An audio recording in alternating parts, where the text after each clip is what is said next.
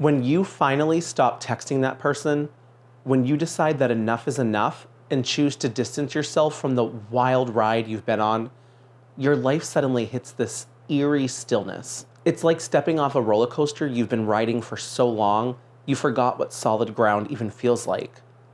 And for a moment, that quiet can be terrifying.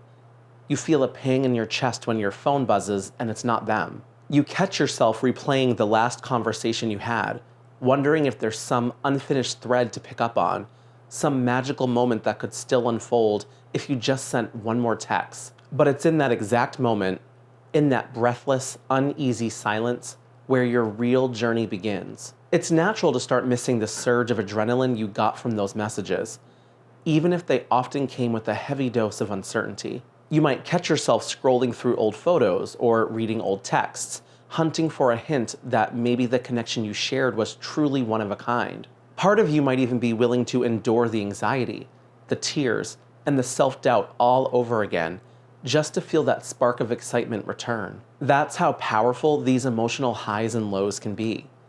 But in those quiet intervals, when your phone is just a phone and not a tiny portal into someone else's heart, you start to realize something.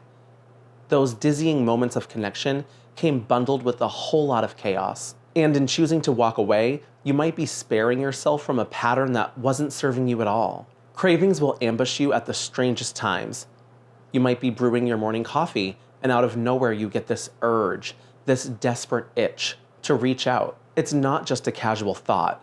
It can feel like your heart is physically tugging you toward the phone. If you pay attention, you'll realize the craving is telling you a story. What if this was your soulmate? What if you never experienced this level of intensity again? It's an argument that can leave you with a gnawing fear that by stepping away, you're losing something irreplaceable. But that's the nature of cravings. They corner you into a scarcity mindset, convincing you that if you let go, you'll never find anything like it again. It's a fear-based narrative, one that thrives on your momentary sense of loss and loneliness. In these moments, the strongest thing you can do is simply pause. Actually feel the discomfort. Don't shove it away. Let the anxiety run through your body. Let your mind flood with the what-ifs. Then watch what happens when you resist the urge to act on it. You might notice that after a few excruciating minutes, or maybe an hour, the feeling dissipates. It doesn't vanish forever, of course. It's going to resurface again. But each time you ride out that wave instead of giving in, you prove to yourself that you can survive without that person's intermittent bursts of attention. And that's an incredibly empowering realization. It's equally important to stay aware of the subtle tricks your mind plays. When we're desperate, we tend to replay a highlight reel of the relationship, the inside jokes, the surprising gestures of warmth, the thrilling chemistry. We conveniently skip over the draining conflicts, the missed calls, the nights spent in tears, and that persistent knot of anxiety in your stomach. Your mind might say, sure, it wasn't perfect, but there was something so uniquely magical about it.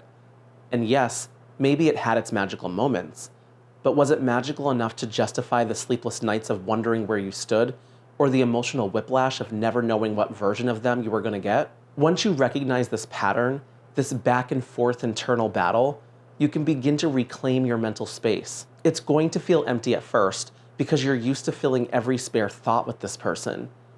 That emptiness can be unsettling. You might mistake the absence of drama for boredom. And maybe, in contrast to the roller coaster you've been riding, an even-keeled day does feel a little dull. But consider that stillness a blank canvas rather than a void. You finally have emotional real estate to explore your own desires and interests again. Maybe you always wanted to learn how to paint, or maybe you used to love dancing, but gave it up because your energy was consumed by this all-encompassing relationship. Now you have the space to revisit those parts of yourself, the parts that got lost in the shuffle. This shift doesn't happen overnight. Sometimes you'll feel an exhilarating sense of freedom, and other times you'll miss them so intensely it almost hurts to breathe. The phone will become this totem of temptation. The simplest notification can launch your heart into overdrive if you think it might be them. And sometimes it will be.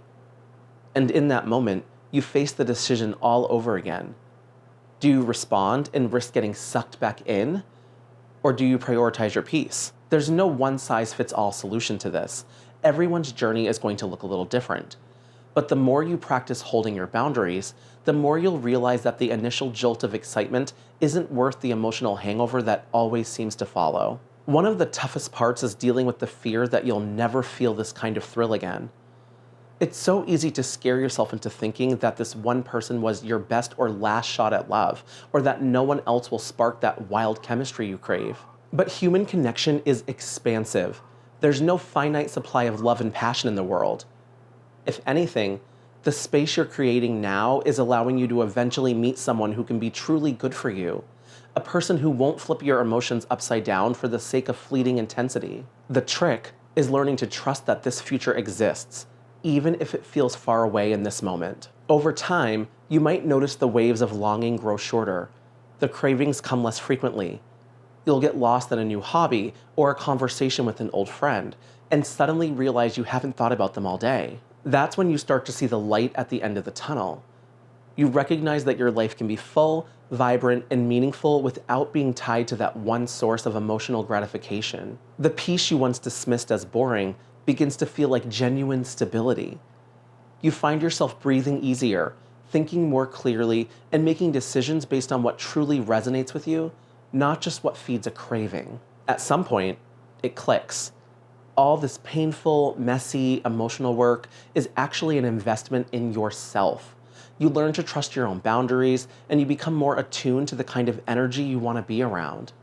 You start to realize how much energy you were pouring into a relationship that wasn't pouring back. You see that every time you held your ground in the face of discomfort, you were rebuilding a sense of self-worth that might have been chipped away by years of emotional upheaval. It's a gradual awakening, marked by small but significant milestones.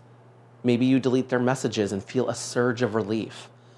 Maybe you block them on social media and discover you can finally focus without that nagging urge to check if they've posted something new. Each of these choices might sting in the moment, but they create a protective boundary that helps you heal.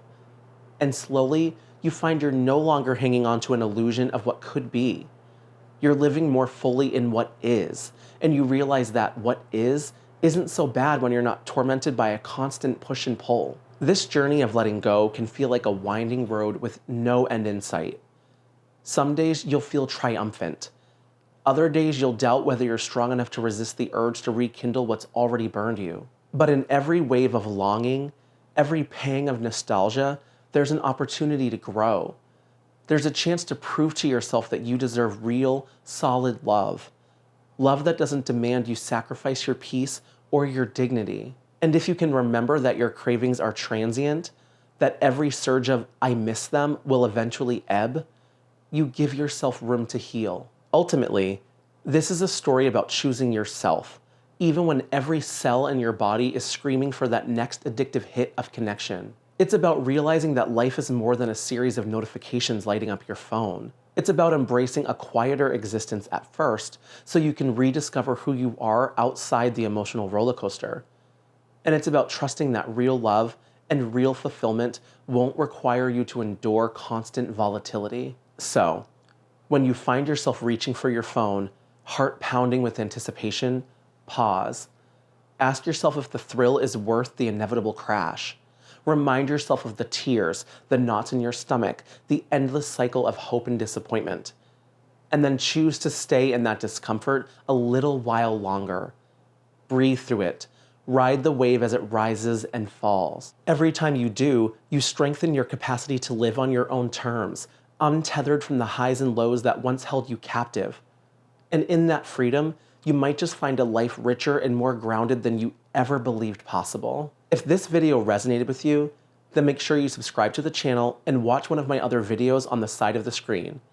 Thank you so much for spending your time with me today, and I'll see you next time. Bye-bye.